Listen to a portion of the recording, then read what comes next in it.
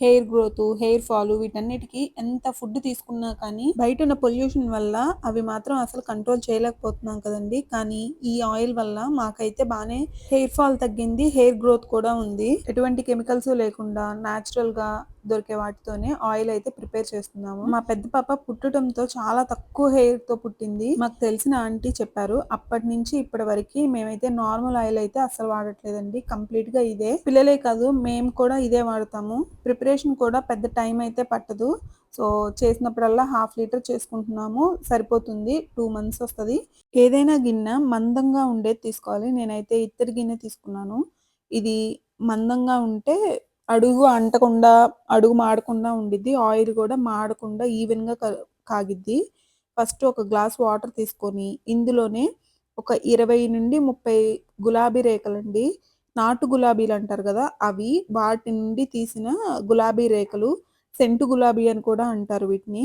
వీటి ప్లేస్‌లో కావాలంటే మల్లెపూలైనా వాడుకోవచ్చు. ఈ రెండిట్లో ఏదైనా బావుండిద్ది. మాకైతే ఇవి దొరికినియి కాబట్టి ఇవి వేసేస్తున్నాము. ఇవి ఒక 20-30 పూలు గులాబీ పూలు ఆ వాటర్‌లోనే వేసేయాలి. నెక్స్ట్ కరేపాకు ఒక ఫుల్లు పిరికెడండి. చేతి నిండా నిండుగా తీసుకున్నాను. ఒక ఫుల్లు పిరికెడు తీసుకొని అది వేసేసుకోవాలి. నెక్స్ట్ అయితే ఇవి మందార పూలండి. మందార పూలు కోసేసి జస్ట్ పేపర్‌లో ఆరబెట్టేసేస్తున్నాం. ఎప్పుడు దొరికినప్పుడల్లా మందార పూలు ప్రతి సీజన్‌లోనూ దొరకవు కదా! దొరికినప్పుడల్లా తీసేసుకొని పక్కన పెట్టుకుంటాం. ఇయర్ అంతా వాడుకోవచ్చు. ఇవి కూడా 30-40 పూలుంటాయి. అవి. నెక్స్ట్ ఉసిరికాయలు నాటువి దొరికితే తీసుకోండి. మాక్సిమము నాటువి ట్రై చేయండి. గింజలు తీసేసి ఇలా బద్దలుగా తీసేసుకొని అవి కూడా వేసేసుకొని కొబ్బరి నూనె గిర్నీ దగ్గర పట్టించుకొచ్చామండి అప్పుడే. హాఫ్ లీటరు అది మొత్తం వేసేసి ఆ వాటర్‌లోనే ఇవి కూడా వేసేసి అంతా ఒకసారి బాగా కలిపేసేసి ఒక పూటంతా నానబెట్టుకోవాలండి. మూత పెట్టేసి పక్కన పెట్టేసేయండి. ఒక పూట నానిన తర్వాత అదే దాన్ని పొయ్యి మీద పెట్టేసేసేయండి ఇంకా. వాటరు చూసారు గదా! పింకిష్ కలర్‌లోకొస్తాయి.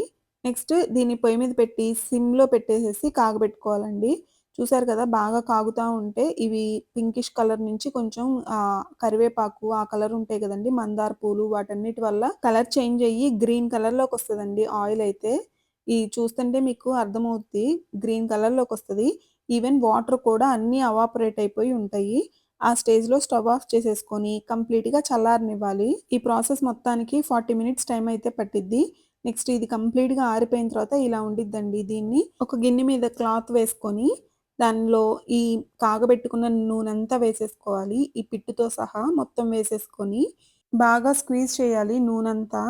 టీ గరిటెలు, పెద్ద గరిటెలుంటే వాటిల్లో వేసుకోవచ్చులే కానీ, ఆయిల్‌లోకి ఈ కరివేపాకు పొడిలాగా వస్తదండి. అందుకోసమని క్లాత్ అయితే ఇలా వస్తది. బాటిల్‌లో పోసుకొని స్టోర్ చేసుకుంటే 6 మంత్స్ వరకైనా ఏమీ పాడవదండి. అంతేనండి హెయిర్ ఆయిల్ అయితే రెడీ అయిపోయింది. నచ్చితే గనక ఒక లైక్ చేయండి. మీ ఫ్యామిలీ, ఫ్రెండ్స్‌తో షేర్ చేయండి. Subscribe to my channel. By.